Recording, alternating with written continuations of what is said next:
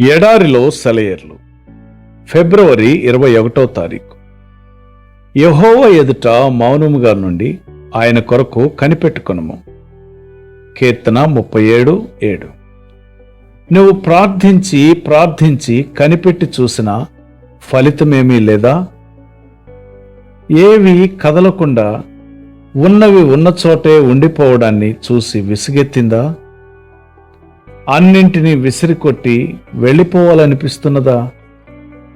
ఒకవేళ నువ్వు కనిపెట్టవలసిన విధంగా కనిపెట్టలేదేమో.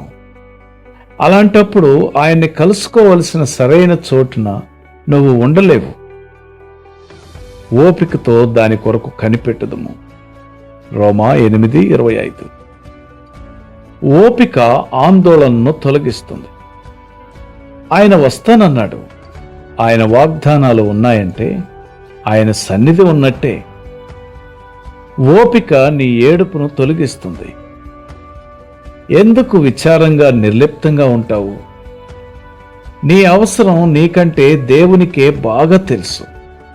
కానీ ఇప్పుడే దాన్ని నీకు అనుగ్రహించకుండా ఉండడంలో ఆయన ఉద్దేశం ఏమంటే ఆ పరిస్థితిలో నుండి ఇంకా ఎక్కువ మహిమను వెలికి తేవాలని. సొంతంగా పనిచేయడాన్ని సహనం దూరం చేస్తుంది. నీవు చేయవలసిన పని ఒక్కటే, నమ్ము. యోహాను 8:20.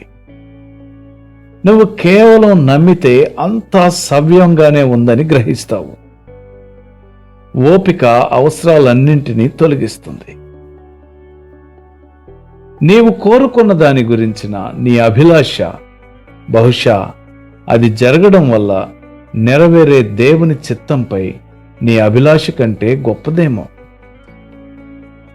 ఓపిక బలహీనతను తీసివేస్తుంది.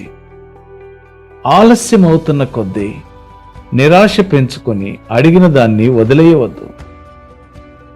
దేవుడు నువ్వు అడిగిన దానికంటే ఎక్కువ మొత్తం నీ కోసం సిద్ధం చేస్తున్నాడని నమ్మి దాన్ని స్వీకరించడానికి సిద్ధపడాలి.